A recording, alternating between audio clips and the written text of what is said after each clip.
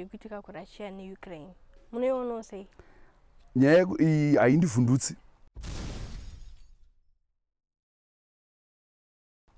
Gandanga igandanga. Ndorangarira tiri kuhondo, ndakambokutaurirai kugwendo kwamambouya. Nenhau yekambo kataimba kuti gandanga ridli derere mukoma rinorera. Kureva kuti gandanga rikadla derere rinorera. Saka nyaya yeUkraine neRussia indichikisi mukomana anonzani uyu mufana uyu iye mufana ari kuRussia uyu Putin. Unoziva ndiwo munhu here ndiwo duka uchidhaka uyu Putin. Anobva peri pamazoe apa pamazoe pajumba. Putin mukoma wake anonzani mukoma waPutin anonzani Putit.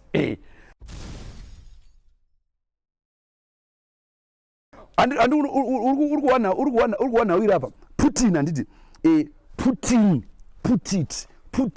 Putit madzikoma. Saka anoti pajumbo andona paHoward pachiwesha apa uri pajumbo apa uri pamusha baba waPutit nababa waPutin madzikoma.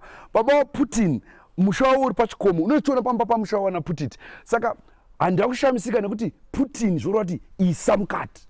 Saka Russia iri mukati ndoziva 1990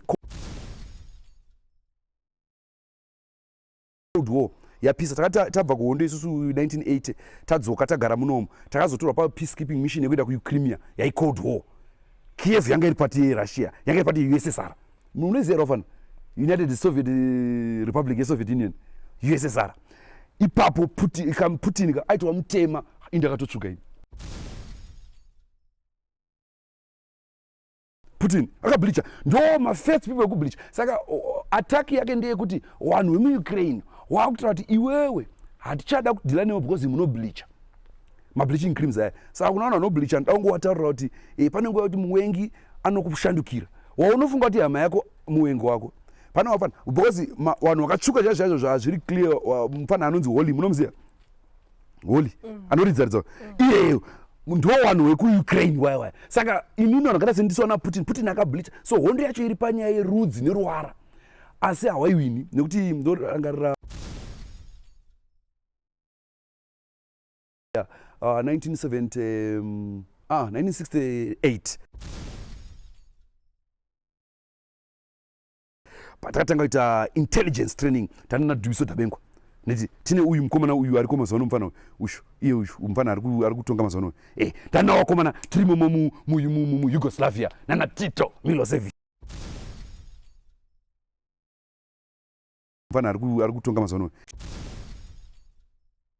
Takadzidziswa orientation yeintelligence wana Putin wavo tiri wana udiki. I remember kakane 12 13 and I remember achitaura aitaura naura nekuti kana ndazotonga ndichameka sure kuti utongi weRussia USSR uchanzwikwa nenyika dzose.